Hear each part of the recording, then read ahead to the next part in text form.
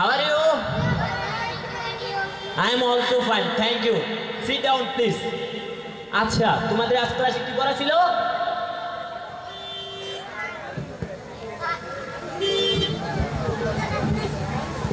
Sir আজকে আমাদের বলেছিলেন বইয়ের বাইরে থেকে কিছু বিষয় নিয়ে আলোচনা করবেন। বইয়ের বাইরে থেকে তোমাদের বিষয়টা কিছু আলোচনা করব না? ঠিক আছে। যে আলোচনাটা হবে সেটা হবে তোমাদের ছাত্র জীবনের একটা গুরুত্বপূর্ণ বিষয়। সেটা সবসময় তোমরা মনে রাখবে। তোমাদের জন্য এগুলা উপদেশ। আচ্ছা, ক্লাসের মধ্যে কিসের গন্ধ আসতেছে? মনে হচ্ছে প্রস্রাবের গন্ধ। আমি তোদের একটা উপদেশ দিই প্রথমেই, যেখানে সেখানে প্রস্রাব করবে না। স্যার তাইলে তোরা পড়াটা করব। চুপ করে তুমি বেশি কথা বলিস না। আচ্ছা ঠিক আছে, তাহলে এখন তোমরা সবাই তো স্টুডেন্ট, ঠিক না? বর্তমানে যে অবস্থা, সকল স্টুডেন্টই তো স্যারের কাছে প্রাইভেট করতে যায়। তাহলে তোমরাও তো আমার কাছে প্রাইভেট করতে আসবে। তাই আমি বলি কি, প্রাইভেটের সময় বাকি চেয়ে আমাকে লজ্জা দিবে। তাহলে আপনার পকেট থেকে খামকা লজ্জা পাঠাচ্ছেন। তুই এই কথাটা কইছিস তুই বড় বেশি কথা পারস তুই।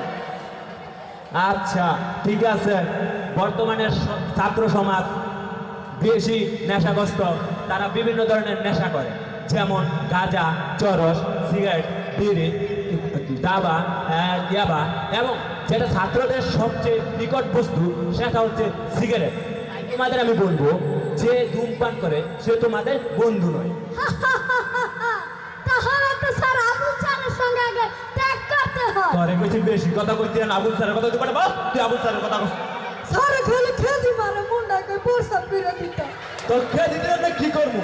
তোর অন্য কার কথা বলবি? তোর আবুল স্যারের কথা বলতে লেগে বেটা। হ্যাঁ, একটা স্যার না তো যত আন্ত একটা স্যারের নামে যতই হোক তার নামে বদনাম করা যায় না, সেটা তোমরা সবসময় জানবে। এটা তোমরা উপদেশের মধ্যে রাখবে, ঠিক আছে? স্যার আপনার কাছে যা সিগারেট কে লাগে মানা করছেন চলতাম, তাহলে আপনার কত তো রঙ শুনে স্যার আমার কত চুক্তি তো আপনি তোর কথা রং হইতে চাইলে তার রং হইতে না, তার রং হইতে কই আলাদা ঠিক মতন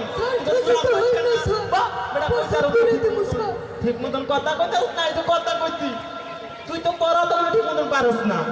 পারলে কি আর এমন ভাবে কথা কেটে তো ঠিক মতো তখন নিয়া আমি ভীষণ জ্বালায় আছি। আচ্ছা ঠিক আছে, আরেকটা কথা এখন মনে পড়লো, যেটা বেশি করে তোমরা যে সময় প্রাইভেট পড়ো, প্রাইভেট পড়ো। আচ্ছা আগে দেখে নিই আমি জিনিসটা আছে কিনা আমার কাছে, ঠিক আছে? আচ্ছা দেখে নিই। এ শোনো শোনো, আমার কাছে এই দেখো 50 বা 100 টাকার বাংতি নেই। তুই বেশি বেগে গেছিস বেটা, তোর নোট নাই, একটা নোট নেই মানে না বেটা, নোট নাই কথা আবার নিউ রেখা আমার কাছে দিল করে তোরা প্রাইভেট করবি। আমি কি মাগনা পড়াইতে বলছি জানো? এত কষ্ট করে বাপে পড়াইছে, এত টেটে খরচ করছে, কইলেই গো বাকি দিয়ে আবার তোরা দিয়ে 50 টাকা 100 টাকা বাকি দিতে দিনা। স্যার খরচ করছে আপা, আমি তোর খরচ করি না। এটা তুই খরচ কর, আমার কিছু করতে এটা আমার মানে খরচ করতে না, আমার টাকা উড়াল লাগবো। আচ্ছা ঠিক আছে, তারপর আরেকটা উপদেশ যেটা তোমাদের জন্য, সেটা হচ্ছে এই স্যার।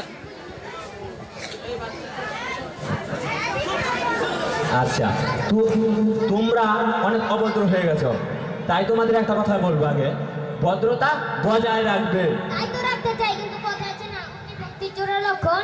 চুপ বেয়াদব, তুই বেশি বেগে গেছিস, তোর অতিরিক্ত হয়ে গেছে, তোর মাত্রা ছাড়িয়ে গেছে।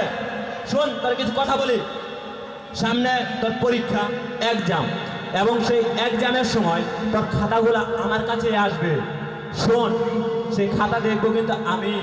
তাই তোকে বলি, যেসব বন্ধু চরস, গাঁজা, হিরোইন খায় তাদের সঙ্গ ত্যাগ কর, এবং তাদেরকে বলে রাখবি পড়ার সময় ডিস্টার্ব করবে না।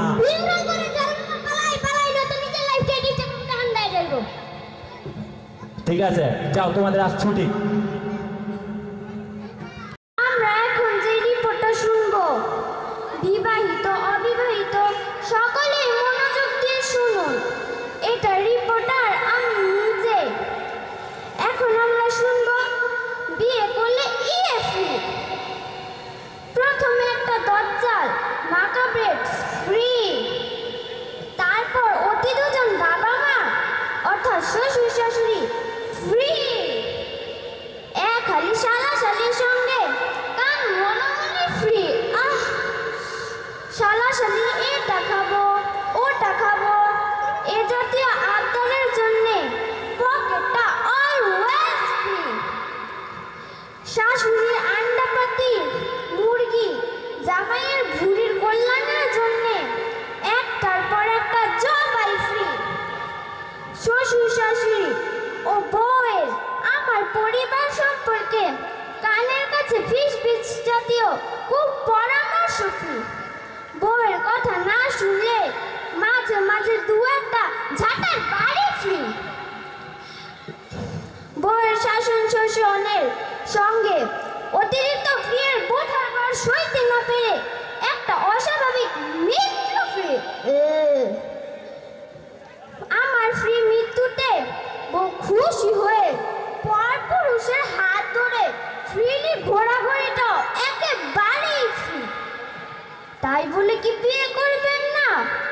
অবশ্যই করবেন, তবে ফ্রি হইতে সাবধান। এই বলে আমি খবর শেষ করছি। Nasir Tanzim Khan, Mithila, Anirban cricket attend high স্কুলের 5ম শ্রেণীর ছাত্রী। আপনাদের সবাইকে অসংখ্য ধন্যবাদ।